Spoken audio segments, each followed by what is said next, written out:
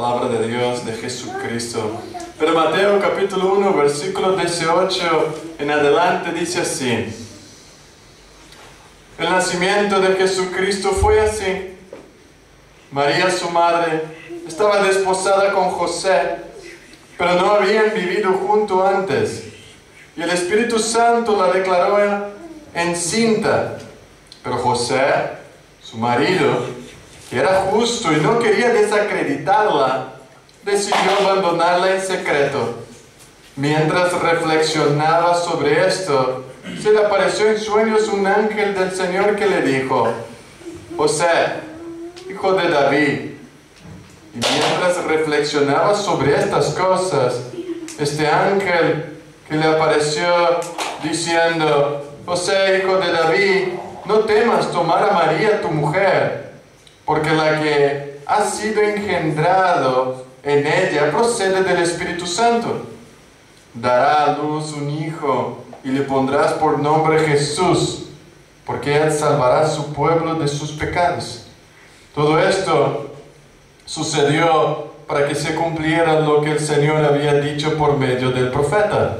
He aquí, la Virgen concebirá y dará a luz un hijo y se llamará Emmanuel, que significa Dios con nosotros. Cuando José despertó de su sueño, hizo lo que había mandado el ángel del Señor y tomó a su mujer, pero no la conoció hasta que dio a luz a un hijo, al que puso por nombre Jesús. Cuando Jesús nació en Belén de Judea, en tiempos del rey Herodes, he aquí que unos magos vinieron de oriente a Jerusalén y preguntaron: ¿dónde está el rey de los judíos que acaba de nacer? Pues hemos visto su estrella en el oriente y hemos venido a adorarle. Al oír esto, el rey Herodes se alarmó y toda Jerusalén con él. Así que convocó a todos los sumos sacerdotes y escribas del pueblo y les preguntó: ¿dónde había de nacer el Cristo? Vamos a orar. Padre nuestro, nos acercamos delante de ti, no por nuestros propios méritos, no por nuestra bondad, no porque hay algo bueno en nosotros, sino por tu gracia, por la obra redentora de Cristo Jesús, por la sangre derramada por Él en aquella cruz, por su vida, por su humillación, por hacer con que tu Hijo se hiciera hombre y viniera a tomar nuestro lugar. Por medio de Él podemos entrar en tu presencia confiadamente. Pero también, Señor, queremos alabarte y adorarte porque nos has enviado tu Hijo. Nos has dado a Él para vivir la vida que no hemos vivido, morir la muerte que no podíamos morir y salvarnos de la condenación. Y por eso queremos orar por nuestra sociedad. Esta mañana queremos poner delante de ti una sociedad que no tiene esperanza, que están todavía en tinieblas, que están amando lo terrenal. Señor, queremos poner a estas personas delante de ti, estos familiares, esta sociedad caída que adoran las cosas y la creación en vez del Creador. Y pedimos, Señor, que en este tiempo que quizás están meditando en el niño Jesús, que ellos puedan poner su corazón en lo que es eterno, en el propósito de la venida de Jesús. Que este niño no vino solamente para ser adorado y alabado por los magos, sino que Él es el Rey de reyes, el Señor de señores. Que en este tiempo, Señor, la gente, tú puedas abrir sus corazones, iluminar sus mentes, transformándoles y mostrándoles que aquel niño es el Salvador del mundo. Padre, También quiero pedir por los cristianos en España, para que pueda proteger nuestros corazones de la tentación que tenemos a caer, la tentación del materialismo, la tentación de la competición que hay en nuestros corazones, en amar más el reino de este mundo que tu reino de gloria. Perdónanos porque hay esta competición de los tesoros de esta tierra y los tesoros que están en los cielos. Señor, y líbranos del consumismo, del materialismo, de buscar las personas en este tiempo solo para pasar un día del año y no pensar en ellas todo el tiempo y todo el año. Señor, líbranos de usar las personas sino amarlas de verdad. Ayúdanos, Señor, en esta época a entender que tu amor se ha encarnado y ha ido a la cruz. Ha ido a morir en aquella maldita cruz. Ayúdanos a amar de la misma manera que Cristo ha amado. Señor, llena nuestros corazones hoy también de esperanza, de gozo, de paz, porque aquel niño que nació consumió la obra que le fue dada, y Él venció la muerte, y Él venció, y ya no hay más condenación para aquellos que están en Él, en Cristo Jesús. Danos tu paz. Señor, también queremos pedirte por los profesores y alumnos en este final de año, pidiendo que tú les dé en este tiempo de descanso, que los puedan cargar sus baterías, sus corazones, puedan meditar en el próximo año, en el próximo semestre, en los desafíos y tareas que tienen, pero que no se cansen de buscarte y conocerte cada vez más. Que no se cansen, Señor, de conocer a Jesucristo, el autor y consumador de nuestra fe. Te pido, Señor, por el hermano Michael, que es profesor, que guarde su corazón, guarde sus fuerzas, renueve sus energías y dele gracias, Señor, para tratar con las personas, a los alumnos. Dele la capacidad de amar de una manera sobrenatural. Ayúdalo, Señor, a los profesores, a los maestros, a aquellos que están guiando a los niños, no solamente de una manera materialística, pero que puedan, Señor, dar luz a la vida de los alumnos. Y a los alumnos aquí, Señor, como Enoch, Rebeca, Débora, Julián, Rosario, Yael, y a ti mismo a Christopher, les dé un corazón de aprendiz, que aman aprender, que aman crecer y que buscan, Señor, crecer a la misma imagen y semejanza de Jesucristo. Y guárdalos, Señor, de pensar que ya han alcanzado algo. Ayúdanos a todos nosotros a aprender hoy de ti, Señor. Enseña nuestros corazones y muéstranos a Cristo para tu gloria. En el nombre de Jesús. Amén. Hermanos, llegamos a una fiesta, un tiempo muy bonito de Navidad. A mí me encanta este tiempo.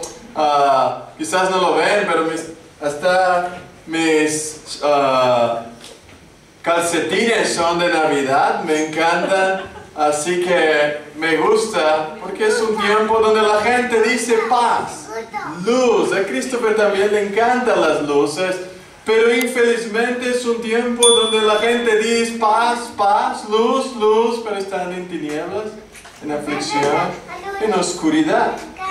Y mi intención en este sermón es ayudarnos a limpiar nuestras mentes de lo que realmente es Navidad. ¿Qué es? ¿Qué es estas luces? ¿Qué es estos adornos que vemos en todas las ciudades, unos más que otros? Quizás has llegado aquí o has llegado a estas fechas y tú dices, y tienes una ensalada de doctrinas en tu mente. Quizás algunos dicen, nunca han sido enseñados el significado cristiano de la Navidad. Otros dicen que Navidad es pecado. Es pecado celebrar, es cosa del demonio y Satanás que está ahí con el tío debajo del árbol. Y todos estos adornos son del maligno intentando cegar nuestros ojos para no ver la gloria y el resplandor de Jesucristo. Algunos se pelean con el árbol, ¿no? Otros se pelean con las pelotitas y las luces y al fin y al cabo rebajamos la Navidad a simplemente adornos que están poniendo. Otros están comprometidos con las rebajas y comprar regalos. Otros están solamente llenos de amor por algo que quieren dar a los demás. Y dar regalos, dar cosas. Para otros es un tiempo de familia. Es estar en familia, cuidar los unos de los otros, comer una buena comida. Pero la pregunta para nosotros, ¿cómo es este tiempo para los cristianos? ¿Qué hacemos? Nosotros, que hemos nacido de nuevo, ¿qué debemos hacer? Mi desafío hoy es aumentar nuestra perspectiva de la encarnación de Jesucristo. Este es mi desafío, que nuestros ojos estén en el lugar adecuado para una esperanza viva y verdadera, y que abandonamos y limpiamos nuestro paganismo de nuestro corazón.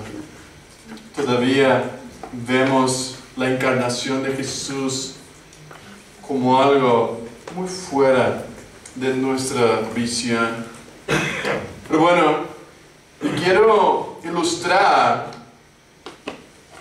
la verdadera Navidad con un caso extraordinario en la guerra de los años 60, la Segunda Guerra Mundial. En un periódico americano que se publicó en el año 2015, ilustraron la historia del capitán de la Marina, Gerald Koff. Él fue tomado como prisionero en la guerra del Vietnam del Norte durante la guerra. Quizás algunos de ustedes ya han oído esta historia de él o algo sobre él. Pero en este artículo decía lo siguiente, el propio capitán dijo: ahí estaba yo, con 31 años, prisionero de guerra, entre gente a la que habíamos estado bombardeando durante mucho tiempo. En este instante lloré al Señor diciendo: Dios, te voy a necesitar mucho, por favor, quédate conmigo. Intenté volver en mí e incluso traté de reprimir un gemido de dolor sin éxito. Su avión de reconocimiento se había estrellado y caído en el mar, y fue entonces cuando fue recogido por las tropas vietnamitas y hecho prisionero. Y este relato, él dice cómo fue ser prisionero de guerra. Su avión se había caído y él estaba solo en medio de sus enemigos. Todo su cuerpo le suplicaba que no se moviera más. Tenía un brazo y el hombro derechos rotos, doble de tamaño. Fue entonces cuando los guardias enemigos rompieron por la puerta y lo arrastraron a un lugar que ni siquiera podía moverse, gritándole que le habían pillado en manos en contra de su país y que ahora ellos tenían derecho de hacer de él lo que les daba la gana. Él era un prisionero.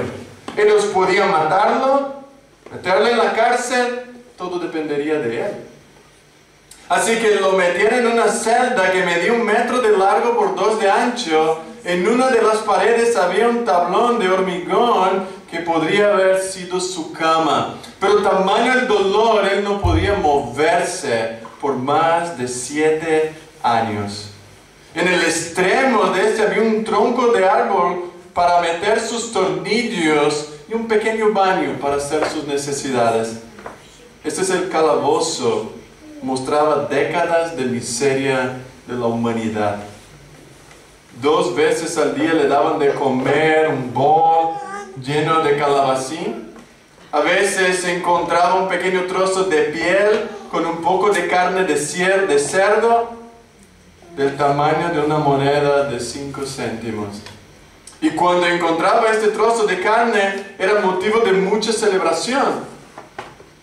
Las circunstancias físicas eran pésimas, su ropa estaba sucia y toda ensangrentada.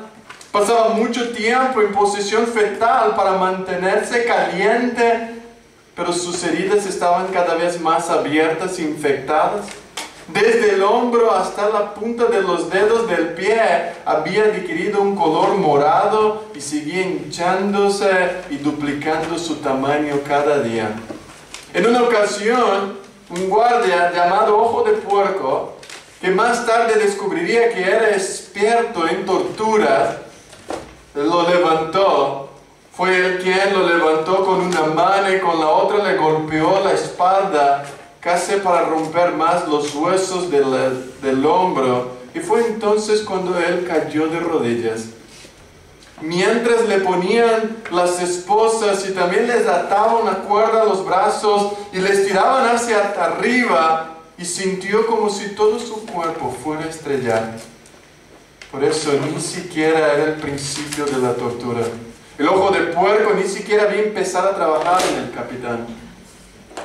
Entonces Ojo de Puerco lo levantó por una cuerda que pasaba por una niña en el techo en una habitación, subiéndome y bajándome varias veces hasta que empecé a perder el conocimiento, intentando evadirse de la situación, pensando en su mujer, en sus hijos, en la familia, pero el dolor lo hace imposible.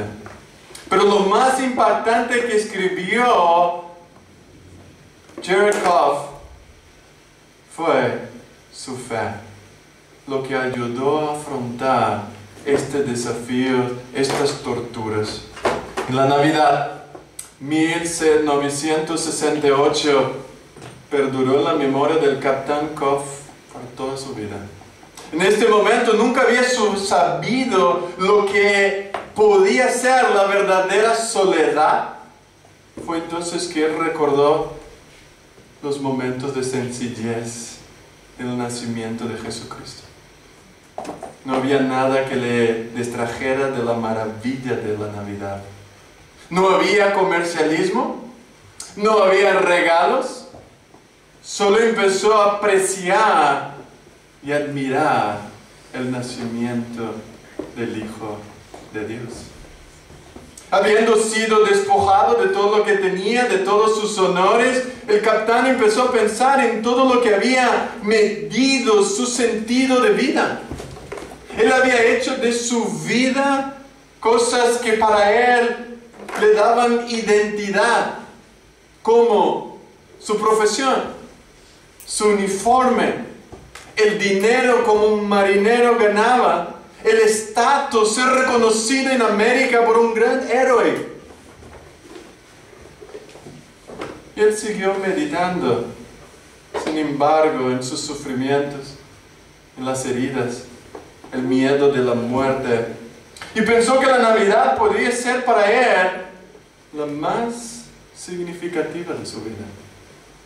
El capitán Gerald pasó 7 años como prisionero de guerra en Vietnam, reflexionando sobre los cambios de su actitud. Entonces dijo: al principio le pedí a Dios que cambiara mi situación, que me dejara volver 5 minutos antes de ser capturado para escapar a otro lugar. Pero al meditar en la encarnación de Jesús cambié de opinión y empecé a pedir a Dios que ganaran los estadounidenses para que pudieran sacarme de allí. Con el tiempo, sus oraciones cambiaron de tono y empecé a orar para convertirme en una mejor persona, para aprender no solo a soportar, sino incluso a beneficiarme de la experiencia como prisionero de guerra. Ahora permítame plantear una pregunta para todos nosotros. Con esta historia en mente, ¿cómo consideras el nacimiento de Jesús? ¿Has parado en tu vida para considerar que el Rey de Gloria nació en pobreza? ¿Cómo puede un hombre tener la Navidad más significativa de su vida sin su familia, sin sus amigos, sin su esposa, sin hijos, sin hogar, sin regalos, sin tarjeta de Navidad, sin celebraciones, sin adorno, sin la cena que es tradicional? ¿Cómo podemos tener la verdadera Navidad? ¿Cómo puede ser esta Navidad la más significante para tu vida hoy?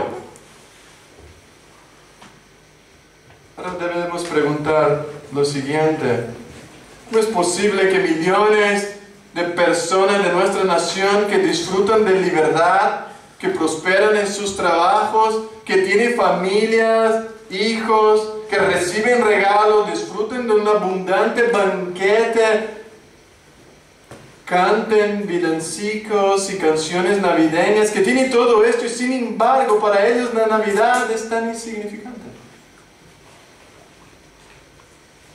En muchos casos incluso la Navidad es deprimente.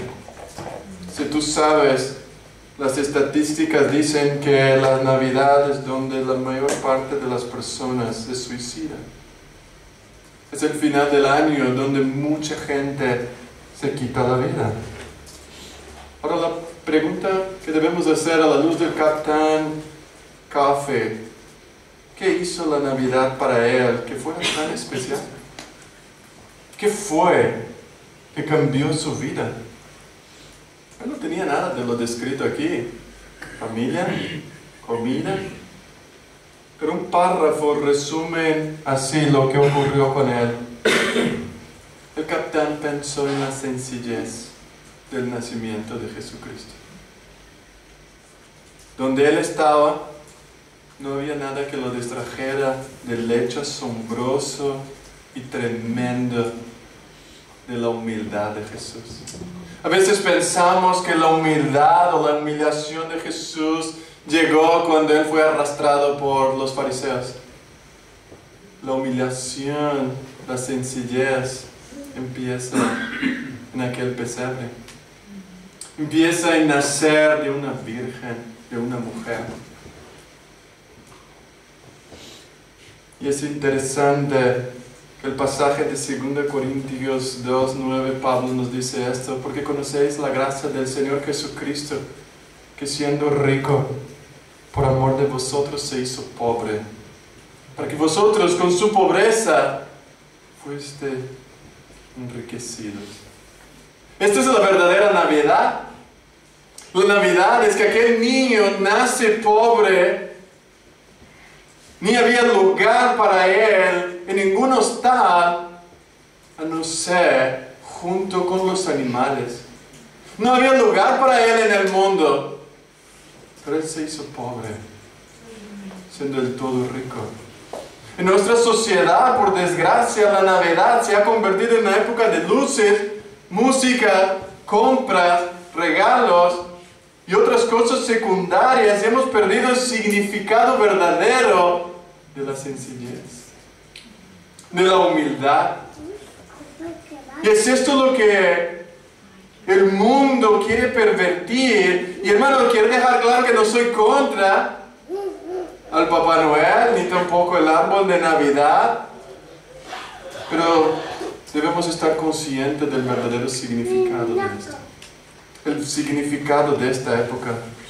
Todas estas cosas, si no apuntan a lo más importante, no habrá ningún efecto en mi corazón.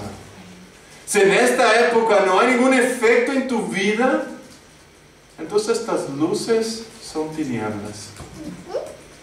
No hay poder en este tipo de celebración, no hay paz real, no hay consuelo, no hay esperanza, no hay eternidad en todo lo que el mundo hace. No hay valor real en los regalos, ni simple expresión de decir feliz Navidad, ni los deseos de prosperidad. Incluso el árbol de Navidad muere al cabo del tiempo, a menos que se haya comprado un árbol de plástico. Pero el verdadero Navidad hay que morir. Porque los regalos se desgastan, desaparecen con el tiempo. No hay fiesta ni luces que pueden alegrar un alma que se encuentra dolorida, abatida, desanimada, destruida por el pecado. Cuando alguien está desesperado y abatido, lo que necesita no es un regalo. Es fuerza para vivir y responder a los desafíos de la vida con la realidad eterna. En un momento como este es lo que la Navidad tiene que ofrecer. Es a Jesucristo. Jesús. Esto es lo que encontró este Captain Jerry. Solo Jesucristo es absolutamente suficiente para que en medio del dolor, de la tortura, de haber perdido todo, haya todo.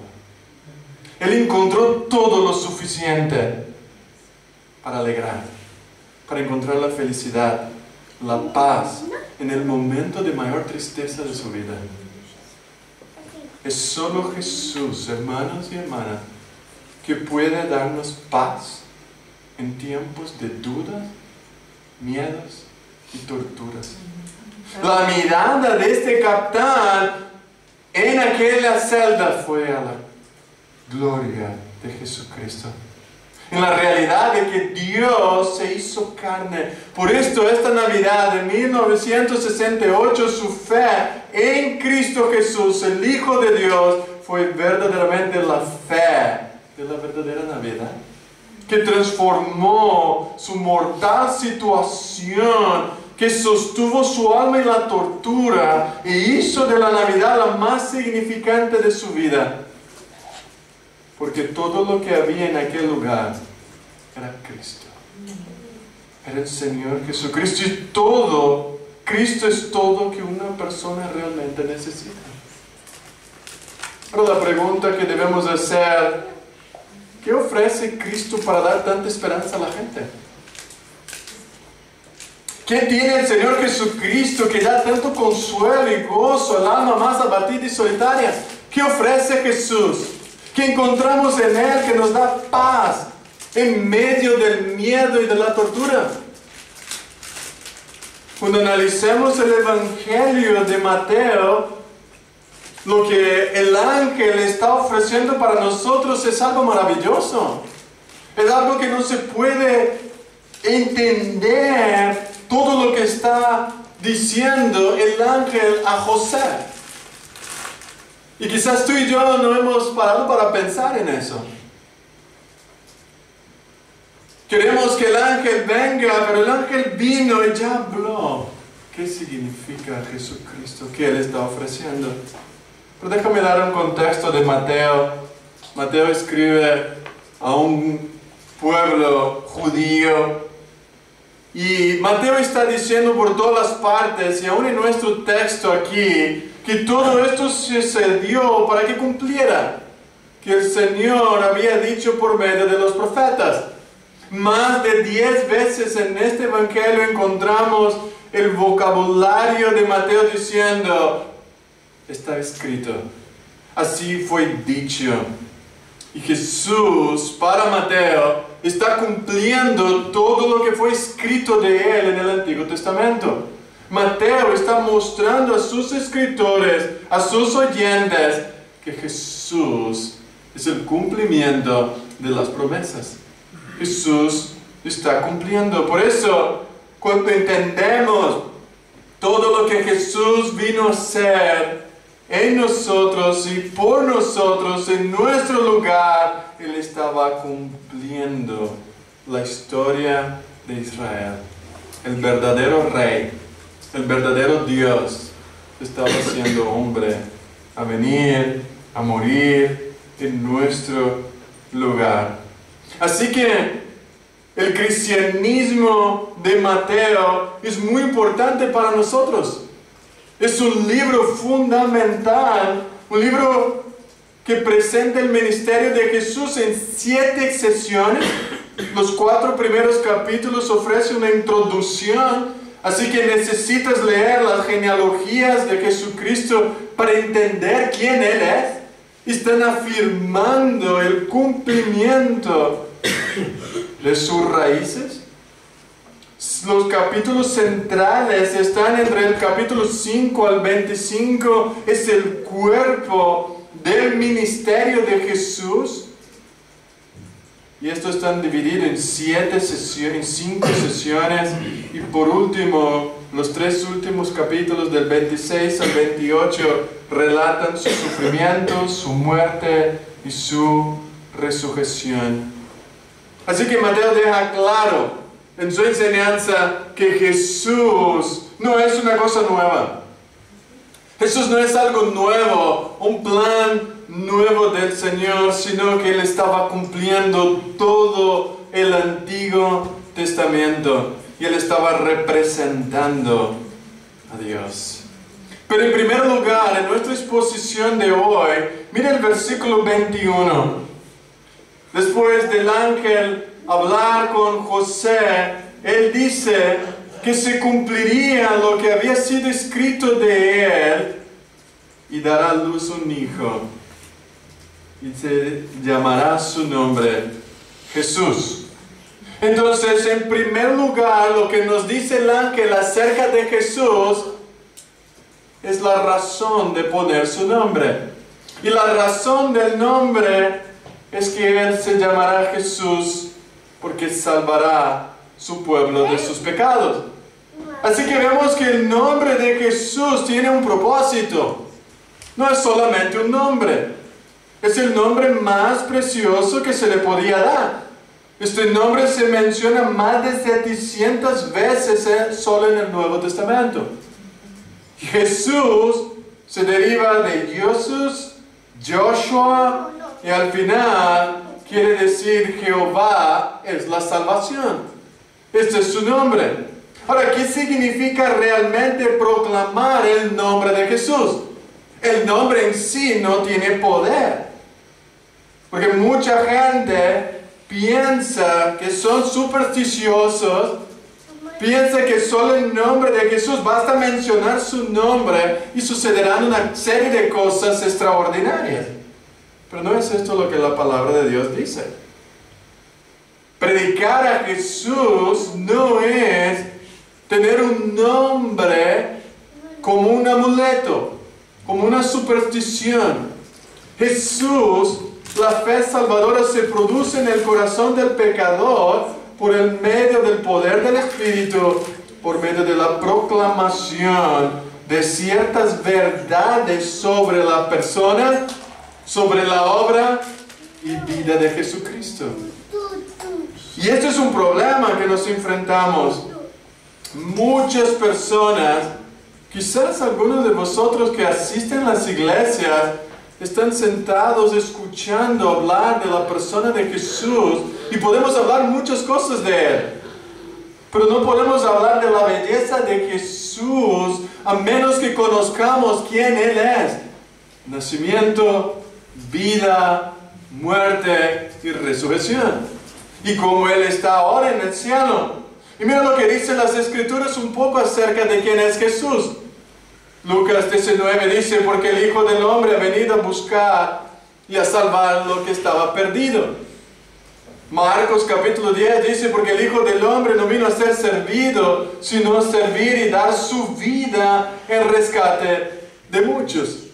Efesios 1, versículo 3 al 7 dice, bendito sea el Dios y Padre de nuestro Señor Jesucristo, que nos ha bendecido con toda bendición espiritual en los lugares celestiales en Cristo, así como nos escogió en Él antes de la fundación del mundo para que fuésemos santos y irreprensibles delante de Él en amor. El punto, hermanos, debemos entender que el propósito de este nombre, para que los hombres que han pecado y están destituidos de la gloria de Dios, necesitan de salvación, necesitan de sanidad, de libertad. Ahora necesitamos preguntar ¿de qué vino Jesús a salvarnos? ¿Por qué este niño tuvo que nacer? ¿En qué sentido vino al mundo para salvar a la gente? ¿De qué hay que salvar? ¿Por qué tuvo que nacer? ¿Qué mal ataca tan terriblemente a los hombres y mujeres que la segunda persona de la Trinidad tuvo que encarnarse para rescatarnos? ¿Cuál es el mal que hay en nosotros? El ángel responde: Él vino a salvar su pueblo de sus pecados. Y este es un gran problema. No solo de las consecuencias del pecado mismo. Jesús tuvo que venir a salvarnos de la culpa, la esclavitud, la depravación y hacernos una nueva criatura. Jesús vino para salvar y buscar lo que se había perdido. Este niño nos dice Dios en su palabra que estamos en un estado de enemistad con Dios a causa de nuestra naturaleza pecaminosa. El hombre está en rebeldía en contra de Dios. Por eso Él tuvo que venir. Glorificar a Dios en todo lo que hacemos y regocijar en Él. Para esto fuimos creados, pero no lo hacemos. Y el problema radica entonces en la naturaleza del hombre. Porque mira, la palabra dice que el pecado ha afectado la mente. Nuestro evangelio está encubierto. Porque el Dios de este siglo, dice 2 Corintios 4, ha cegado el entendimiento para que no les resplandezca la luz del evangelio de la gloria de Jesucristo. La mente de los hombres está ciega. Sus deseos han sido afectados. El hombre natural, dice Pablo en 1 Corintios 2, no acepta las cosas que son del Espíritu de Dios, porque para él son locura y no las puede entender.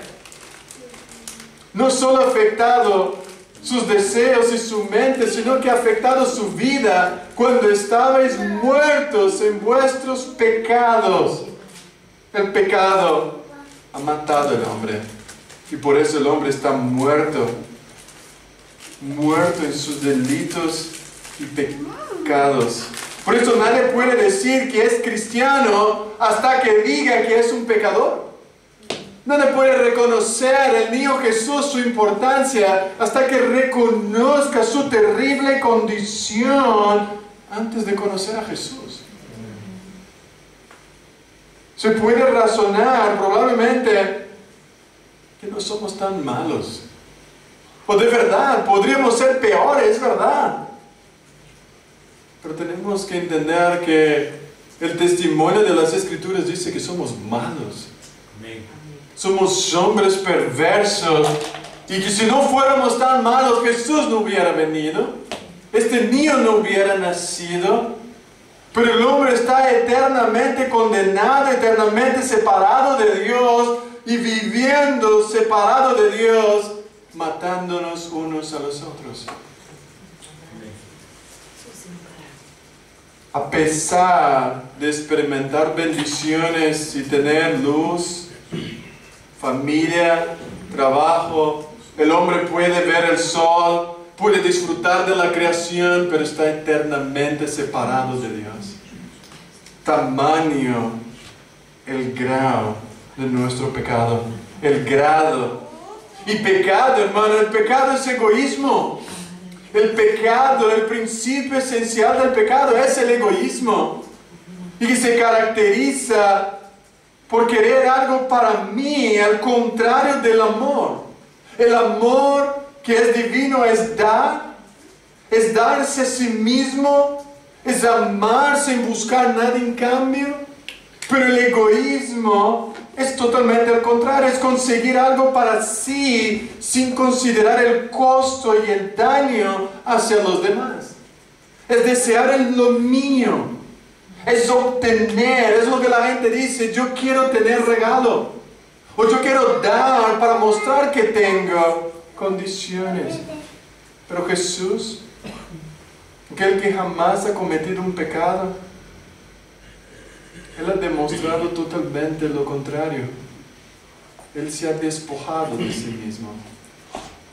Él se ha humillado hasta la muerte de cruz. Piensa en cada apelación que Satanás hizo a Jesús en el desierto, en el monte de la tentación. Es decir, en primer lugar, Satanás ha tentado a Jesús en su satisfacción de sí mismo, de satisfacer su cuerpo natural que tenía hambre. Transforma esta piedra en pan. Jesús dice no. En segundo lugar, su vanagloria, orgullo, insinuación que se manifiesta en una demostración milagrosa en lugar de por el camino de la cruz. Satanás le ofrece la venida más rápida, te doy todos los reinos de este mundo, basta adorarme. Jesús dice, este no es el camino de la gloria, el camino de la gloria es la cruz, es morir. En tercer lugar, una exaltación de sí mismo, ofreciendo todos los reinos de este mundo. Solamente debería adorarlo. Así que la única arma que el Señor usó para destruir las artimañas de Satanás fue: escrito está. Escrito está. Hermanos, el pecado es la elección de situarnos en un lugar de Dios. Es ponernos en el lugar de Dios. Y el pecado, Él atrae. Él tiene poder de encantar, de fascinar, de atraer. Es una tentación. El pecado ofrece deleite. Moisés, él tuvo que escoger entre participar del sufrimiento y el maltrato con el pueblo de Dios o gozar de los deleites temporales del pecado. Hebreos 11:25 nos dice eso. El pecado se admite que el deleite es breve y transitorio, pero es atraente y seductor. El pecado engaña. El pecado recibe sus deleites, pero esconde la vergüenza y el dolor. Todo lo que el hombre conoce del pecado es el único que promete mucho y no cumple absolutamente nada. La serpiente recargó a Eva todas sus supuestas ventajas, pero le ocultó con una máscara el horrendo castigo y sufrimiento. Por eso Hebreos 3 nos dice: exhortaos los unos a los otros cada día, entre tanto que se dice hoy, para que ninguno de vosotros se endurezca por el engaño del pecado. El pecado también esclaviza. ¿No sabéis que si sometéis a alguien como esclavos para obedecerles, sois esclavos de aquel que obedecéis, sea del pecado para muerte, sea de la obediencia para justicia? ¿Cómo puede Dios salvarnos de sí mismo y de su propia justicia?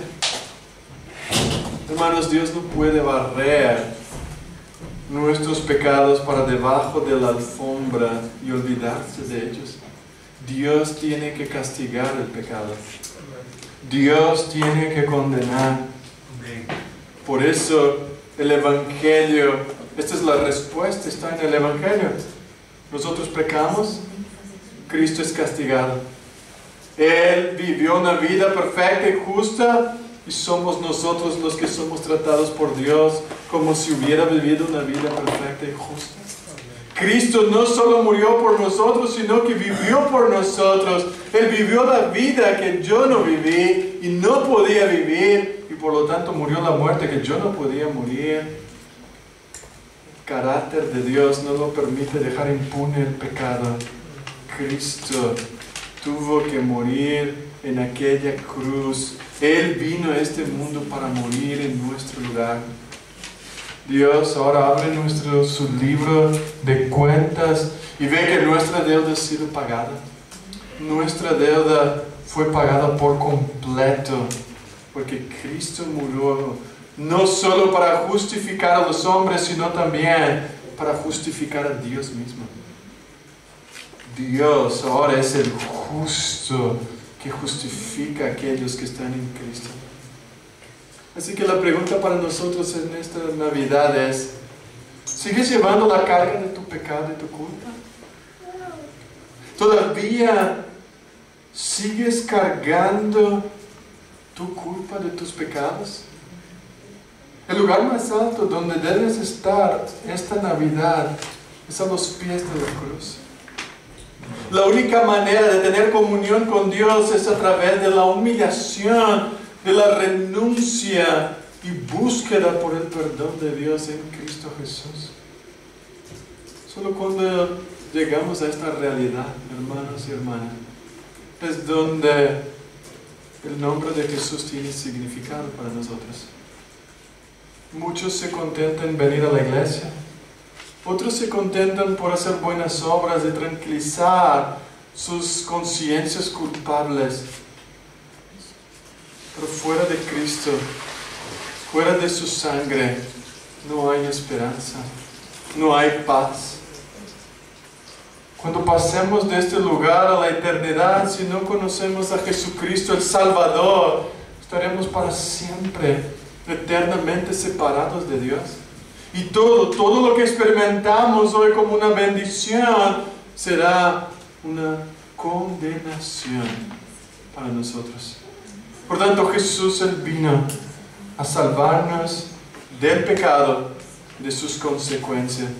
El cristiano ha sido predestinado para experimentar la gloria de Dios, una transformación a la imagen misma de Dios. Hermanos, Jesús vino a salvarnos del dominio del pecado. Él vino a salvarnos del pecado mismo. Por eso, cuando llegamos a conocer a Cristo, entonces experimentamos la verdadera libertad. Salvación incluso de la operación del pecado. Por eso Jesús derramó su sangre. Jesús es lo que el Antiguo Testamento dice en Levítico. Él es el Cordero de Dios, inmolado desde antes de la fundación del mundo. Jesús es lo que el Salmo 103 dice, versículos 12 y 13. Tan lejos como el oriente está del occidente, así aleja de nosotros nuestras transgresiones. Como un padre se compadece de sus hijos, así se compadece Jehová de los que le temen. Como está lejos el oriente del occidente y jamás se juntarán, así está el perdón de Dios hacia nosotros. Jesús nació para quitar nuestros pecados, para pagar el precio por ellos. Amén. Y por eso ya no hay más condenación. Amén. Para nosotros que andamos según el Espíritu. Amén. Por eso qué precioso y reconfortante saber que nuestros pecados han sido perdonados y que nunca más serán contados en nuestra contra. Jamás Dios pondrá en cara nuestros pecados. Nunca tendremos que pagar la deuda de nuestros pecados. Nunca necesitaremos pasar por el infierno. Nuestros pecados ya no son más un obstáculo que nos separan de Dios. ¡Qué bendición! ¡Qué hermoso es saber que el diablo no puede acusarnos más! Ya somos libres. Hemos sido declarados santos y justos delante de Dios. Cuando el capitán Coffer recordó esta preciosa obra de Cristo por él, entonces lo que él estaba pasando, estaba trabajando para un propósito más grande de lo que él no podía entender. Hermanos, cuando tú entiendes que ahora tienes paz con Dios, que tu deuda ha sido pagada, no importa dónde te encuentres hoy. Quizás tú has llegado aquí sin dinero, en una celda, en un calabozo de tortura.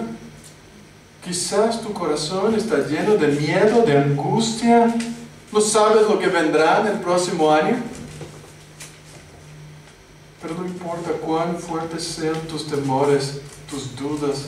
No importa cuán terrible parezca el futuro para ti. Si tienes una relación con Jesucristo, esté seguro tus pecados han sido perdonados. Amén. Tu deuda ha sido pagada. Que tu futuro está seguro, está asegurado en las manos de Jesucristo. Nadie puede quitar esto. Que en esta Navidad, hermano y hermana, este mundo no puede quitar de nosotros el verdadero significado. Yo tengo paz con Dios y nadie puede robar mi gozo porque tengo paz en Cristo. Amén. Por eso tenemos mucho que celebrar. Amén. Tenemos mucho que cantar porque ahora somos hijos de Dios. Tenemos paz con Dios, tenemos armonía con Dios, tenemos relación con Dios y podemos celebrar más que el mundo. Aleluya. Podemos cantar más que el mundo. Que en esta Navidad tú tengas la verdadera paz, la verdadera alegría que viene de esta Virgen desposada con José. El verdadero gozo está en el humilde nacimiento de Jesús. Esto hay gozo cuando entendemos esto. Pero en segundo lugar está su nombre. Y su nombre es precioso, hermanos. Mateo 1:23 dice aquí que la Virgen concebirá y dará a luz un hijo y se llamará, ¿cómo? Emmanuel. ¿Qué significa? ¿Está contigo Dios? Amén.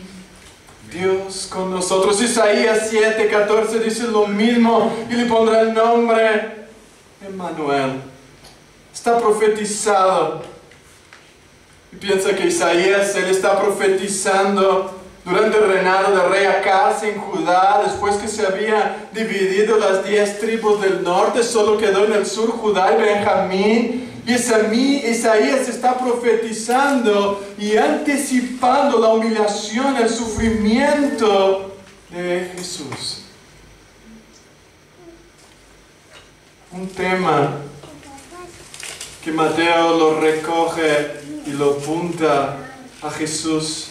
Mientras el pueblo, el rey Acaz, la gente estaba confiando, poniendo la esperanza en él, Isaías llama al pueblo a confiar en Dios. Dios no le iba a abandonar.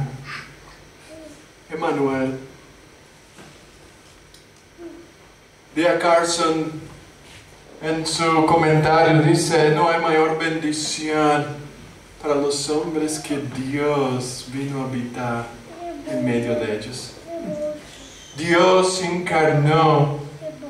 El Verbo, dice Juan 1:14, se hizo carne y habitó entre nosotros lleno de gracia y verdad, y hemos visto su gloria, gloria del unigénito Hijo del Padre. Hebreos 2:14-16, así que viendo que los hijos participan de la carne y de sangre, Él también participó de ella, para destruir con su muerte el que tiene el imperio de la muerte, es decir, al diablo, y liberar a todos los que por el temor a la muerte estaban sometidos a una esclavitud de por vida, porque ciertamente no socorre a los ángeles, sino a los descendientes de Abraham. Ahora, ¿qué significa Emmanuel? Sino que Dios no solo se identificó para salvarnos, sino que también se identificó con nosotros para experimentar cada y todas las tentaciones que nosotros pasamos. Amén. Jesús no solo intercede por nosotros como un sumo sacerdote, sino que vino a este mundo como un niño para vivir lo que tú y yo vivimos. Amén. Hebreos 2:17-18 dice: por tanto convenía que en todo se asemejara a sus hermanos para ser misericordioso y fiel sumo sacerdote en lo que a Dios se refiere y para expiar los pecados del pueblo. Hermanos, porque no tenemos un sumo sacerdote que no pueda compadecerse de nuestras debilidades. Sino, dice Hebreos 4:15-16, sino uno que fue tentado en todo, según nuestra semejanza, pero sin pecado. ¿Sabes lo que acordó el capitán, el general Koff? Jesús sufrió lo mismo que yo. Amén. Yo puedo clamar a Él porque el Emmanuel sufrió lo mismo que yo. Yo merezco, Él dice, yo merezco sufrir, porque lo haría lo mismo con los otros, con los enemigos. Pero Cristo sufrió no mereciendo. Cristo fue a la cruz, Emmanuel sufrió sin merecer. Él se hizo carne para sufrir, para que tú entendieras que Él entiende tu sufrimiento. Él entiende tus dolores, Él entiende tus miedos, Él entiende lo que tú estás pasando hoy. Jesús se hizo hombre para saber tu lugar. Tú no tienes a un Dios, un Salvador, que simplemente dice y no experimenta lo que sufre su pueblo. Amén. Las personas cuyos pecados Jesús perdona son las que Él llama alegremente para estar con Él. Él es el Dios con nosotros. Y no solo Jesús prometió estar, sino en el final de Mateo dice, ciertamente yo estaré con vosotros, ¿cuándo? Siempre. Yo no solo vine hoy para estar, yo para siempre estaré con su pueblo. Amén. Este es el Dios que en esta Navidad, cuando miramos al niño Jesús, debemos ver, Dios vino a estar en medio de nosotros. A Dios encarnado, nuestro intercesor, nuestro Rey. ¿Tú sabes que Jesús, Él tuvo hambre? Él tuvo sed. Jesús se cansó. Jesús se durmió. Jesús se indignó. Se afligió. Él sufrió como uno de nosotros. Él sintió todo, con todo el peso y la experiencia que todos los seres humanos experimentamos. ¿Has parado para pensar que este niño pasó por todo esto? ¿Ya paraste para pensar que el Dios Todopoderoso tuvo que hacerse carne, habitar entre nosotros, sufrir la consecuencia del pecado por ti, por mí? ¿Qué estás experimentando hoy? ¿Qué sufrimiento estás viviendo en este momento que Cristo no puede interceder por ti? ¿Qué sufrimiento estás pasando hoy que Cristo no puede entenderte? Cristo experimentó lo que tú estás sufriendo. ¿No es un Dios insensible, separado de los hombres? Él conoce tus heridas. Él conoce nuestro sufrimiento. Él conoce tus luchas. Porque Él se identifica con nosotros. Navidad no está solo hablando de regalos, hermanos. Navidad está hablando de lo cercano que Dios vino a estar con nosotros por medio de su amado Hijo. La manera como Emmanuel se identifica contigo y conmigo. ¿Conoces a este Emmanuel? ¿Es Él todo para ti hoy? ¿Tienes una relación íntima con Él? ¿Estás cerca de Él? ¿Lo amas con todas tus fuerzas, con todo tu ser? El niño de la Navidad no es solo el Cristo de la salvación, sino también de compasión, que nació para salvarnos y ayudarnos en nuestras debilidades. Este es, en tercer lugar, el Rey de los judíos. El Rey. Dice, ¿dónde está el Rey de los judíos? En nuestro texto. Es el Rey. Los magos preguntaban en el capítulo 2, versículo 2, ¿dónde está el Rey de los judíos que ha nacido? Cristo no solo vino a salvar y tener compasión de su pueblo, Él también vino a reinar, porque Él es el Rey soberano. Este niño en aquel presepio era el Rey. Herodes estaba obsesionado con que alguien quisiera apartarle del poder. Herodes era un monarca desequilibrado e incluso puso en la cárcel todos sus amigos y dice que hizo ahogar a un sacerdote, incluso a su mujer y a sus 3 hijos, incluso a su suegra, porque pensaban que amenazaban su reinado. No solo hizo, él hizo arrastrar a un montón de gente, ciudadanos prominentes de Jerusalén, hombres inocentes, los metió en la cárcel y dijo a los soldados que cuando él muriera, lo matasen a todos estos hombres. Y los guardias le preguntaron, ¿por qué lo mataremos a estas personas? Porque él dice, yo sé que cuando yo muera no llorarán por mí, o menos lloran por ellos. Y pero que haya lloro. Ese es el Herodes, el rey ilegítimo en Israel. Él no era el rey verdadero, pero los magos llegan al rey y dicen, ¿dónde está el verdadero rey? ¿Dónde está? Él ha nacido. Estos consejeros, a pesar de la humildad del nacimiento, estaban reflejando quién él era. Este niño era el rey. Apocalipsis termina diciendo, viene el cielo abierto, de aquí que un caballo blanco y su jinete se llama Fiel y Verdadero, y juzga y combate con justicia, y sus ojos son como llama de fuego, y su cabeza hay muchas diademas, tiene un nombre escrito que nadie conoce sino él mismo. Está vestido con un manto teñido de sangre, y su nombre se llama Palabra de Dios. Y los ejércitos que están en el cielo le siguen, montados en caballos blancos, vestidos de lino fino, blanco y puro. Y una espada aguda sale de su boca para herir con ella las naciones, y él mismo las regirá con cetro de hierro. Y él mismo pisará el lagar del furor de la ira del Dios poderoso. Tiene un nombre escrito en su manto y su muslo: Rey de Reyes. Amén. Señor de señores. Y un día Cristo reinará y volverá para reinar eternamente y para siempre con su pueblo. No volverá en humildad. Él volverá en gloria, en poder, en justicia, y todo rodilla se doblará en aquel día. Amén. Amén.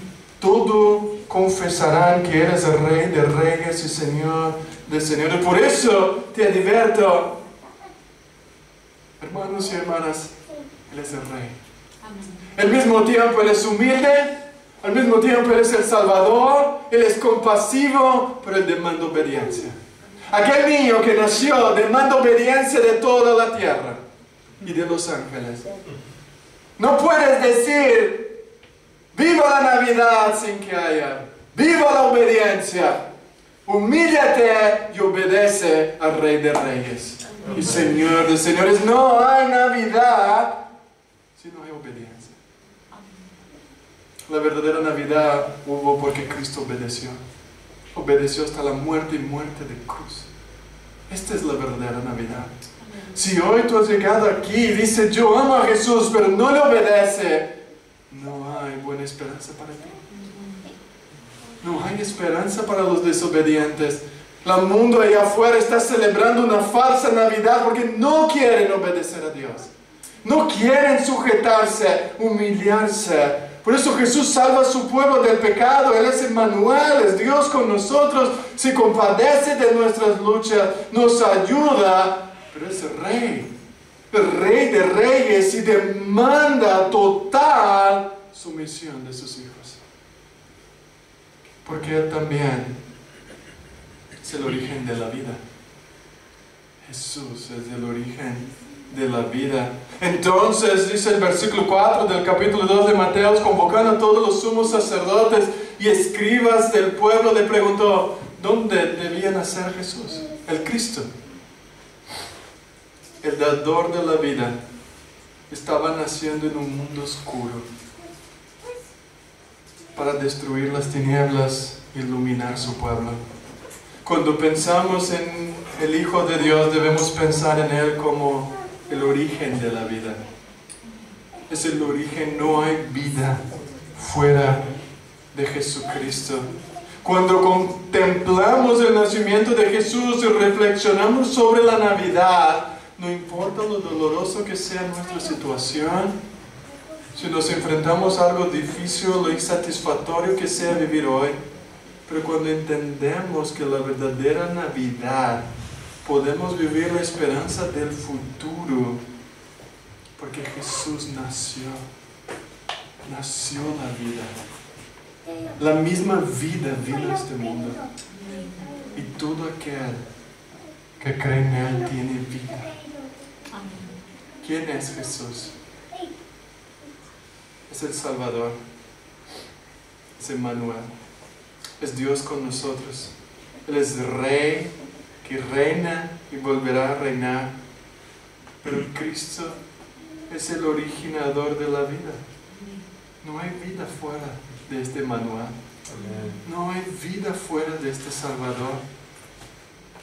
Por tanto, dice Hebreos, nosotros también, teniendo alrededor de nosotros tan gran nube de testigos, despojémonos de todo peso del pecado que nos asedia y corramos con perseverancia la carrera que tenemos por delante. ¿Cómo? Puesto los ojos en ¿quién? Jesús, el autor y consumador de nuestra fe. El cual en cambio del gozo puesto delante de Él, sufrió la cruz, sin tener en cuenta la vergüenza, y está sentado a la derecha del trono de Dios. Considera pues atentamente a quien soportó tal oposición de los pecadores contra sí mismo, no sea que os cansáis y desfallezcáis en vuestra alma. Pongámonos hoy los ojos en Emmanuel, el Cristo, el iniciador y sustentador y el consumador de nuestras vidas, porque Él es el niño, Él es el consejero, dice Isaías, Él es el admirable, Él es el Dios fuerte, Él es el Padre eterno, Él es el príncipe de la paz, Él es el que da vida. Juan dice, todo fue hecho por medio de Él, y sin Él nada de lo que ha sido hecho fue hecho. La vida estaba en Él, y la vida era la luz de los hombres. Jesús le dice, yo soy el camino, la verdad y la vida. Nadie viene al Padre, sino por mí. Hermanos, ¿cómo está tu vida hoy delante de este Jesús que les he presentado?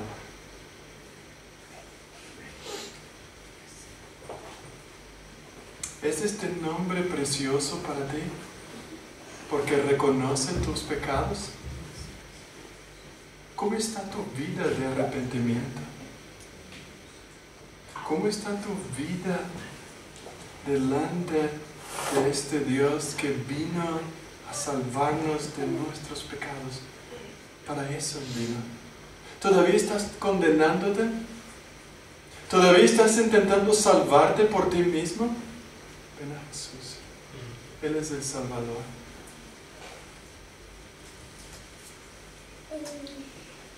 Su propósito, su nombre, es que tengas una relación con Él. Es el Emmanuel. ¿Cómo está tu relación con Dios? ¿Cómo está tu relación con este Salvador? Con el Creador, el que sostiene la vida. ¿Cómo está tu sujeción a este Rey de Reyes? ¿Cómo estamos? Él es la fuente. Hermanos, la Navidad es una época difícil, porque es una época donde debemos que contrastar con este mundo. El mundo dice tienen luz, dicen tener paz, dicen tener alegría, pero están lejos de Jesús. Están lejos. Están llenos de egocentrismo. Están llenos de sí mismo. Pero el mensaje de la Navidad no es estas celebraciones culturales. La Navidad es un mensaje que atrae a las personas acerca de Dios. La Navidad verdadera es humildad. Que esta Navidad podamos aprender la humildad de Jesús, la sencillez de Jesucristo. ¿Te consideras una persona humilde?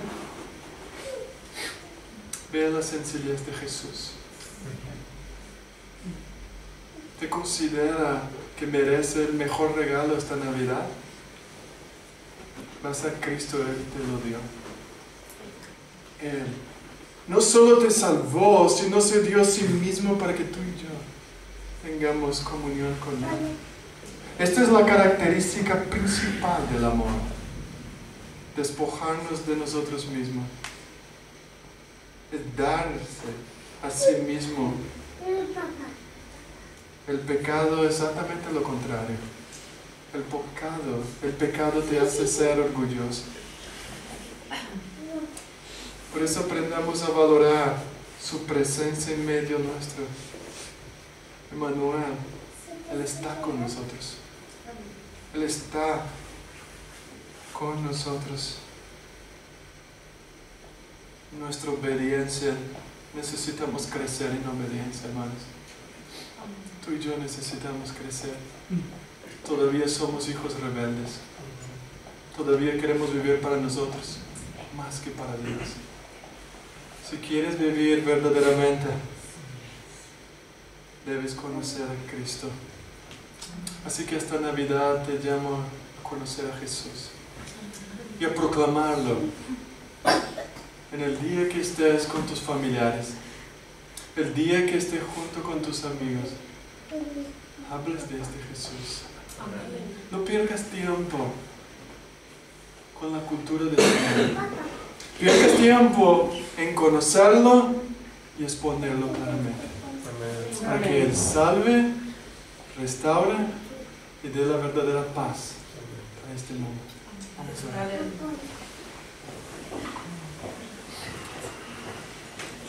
Padre eterno, te alabamos y te bendecimos,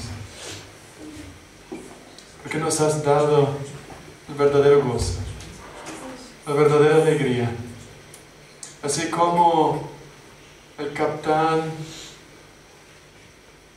Coffee en aquella celda torturado por 7 años entendió la sencillez del nacimiento de Jesús, su humildad. Entendió su gloria, su reinado, su poder.